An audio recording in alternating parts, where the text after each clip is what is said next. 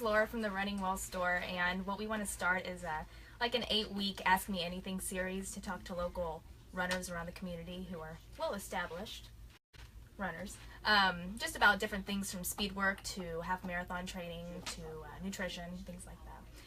So today we have Luke Bailey. He was 2017 Hospital Hills winner of the 10K. How was that? That was fun. It was really exciting to be able to win that race. So whenever you started the race, did you have it in your mind, like, I'm going to win this? That was definitely in my mind. I was more just like I really wanted to get a good race. It was a course I'd never done before, so I was just going to like, all right, let's see how it goes, and just kind of roll with the punches, and ended up with a win, so can't complain about that. That's great.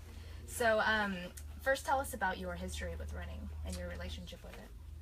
So my history, I have about 8-9 year history. I started as a freshman in high school, started running there, and then continued through college. 1 year at a smaller college, the rest of the years at Park University, just down the road from here at the store. And mainly just kind of enjoyed it so much from high school, wanted to go at it again in college. And so even though I've since graduated this past May from Park University, still continuing training and hitting a lot of local races since then, and keeping my training up to about what I was doing at Park. And winning a lot of local races still, right? What's your favorite distance to run, to compete? My favorite distance would definitely be the 10K. Okay. I do like a half marathon. I am drawn to more longer distances, but there's just something about the 10K that I love. All right, nice. Okay, so let's start with the myth buster. Some people think that if they're a big, speed work person and say they take off a year or for whatever reason, or they take a hiatus, whenever they come back to running, that they're going to have to start all over again and build up and start from zero. Is that true or false? Yes and no. With someone who is taking a hiatus and coming back to it, they will have muscle fibers already kind of designed specifically for that. So while it might take them a little bit of time to get back up to their level, they will definitely be able to get back to that level where they were faster than someone who's just starting speed work. So someone who hasn't done it before and is just starting will take a longer time to get up to that peak level, as opposed to someone who has done it in the past, took hiatus, coming back and training to get back to their peak level to where they were. Because your muscles have memory. Right. Yeah. Muscle memory will play a part in that too. And do you think being fast is genetic at all, in your opinion? What do you think? I think yes and no. You can either have good genetics and be able to reach that speed, or if you're just one person who maybe doesn't have it but has developed it through hard work, going up to that. But yes, there are definitely some people who, when they get into that sport, they just have that natural talent. Okay. So, tell us about form. Talk form to us. Someone who is, really focusing on being super fast. What's the correct form? I would say the correct form is a couple things. You definitely want to keep everything consistent, the same movement, every step, every stride that you're going.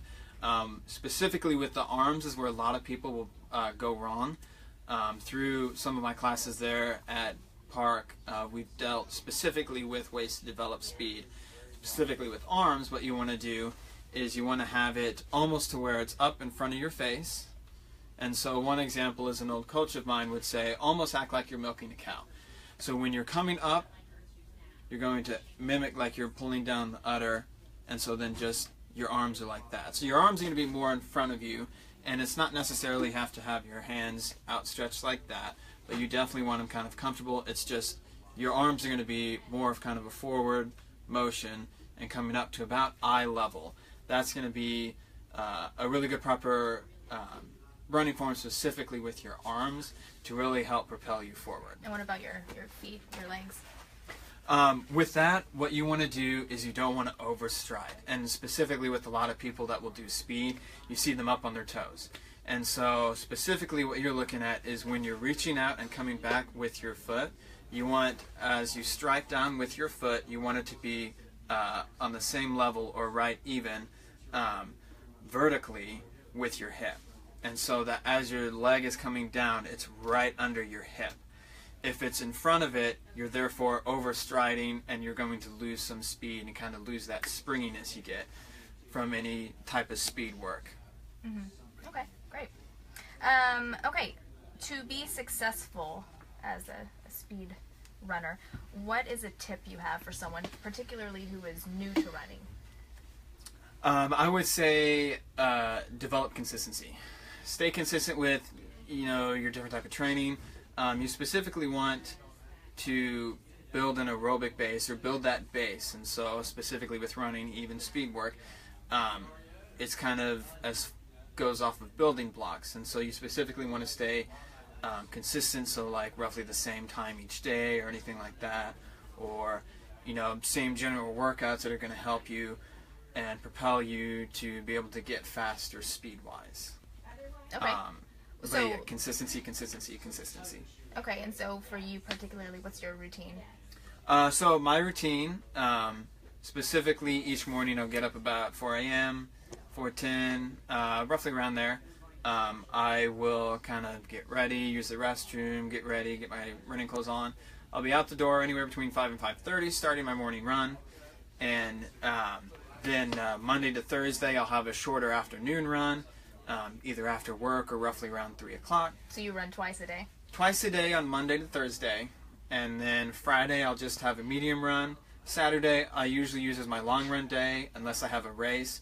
Then sometimes if I'm up to it, I'll do my long run on Sunday. Otherwise, I'm just a shorter recovery run on Sunday. All right. And what would be your longer run? I'm just curious. My long run, I keep it anywhere between 16 and 18. Okay. Nice. What's your favorite shoes to wear for speed work? Not for long distances, but particularly to be faster. Specifically for speed work, I would do my racing flats that I have. They're the Saucony Type A8.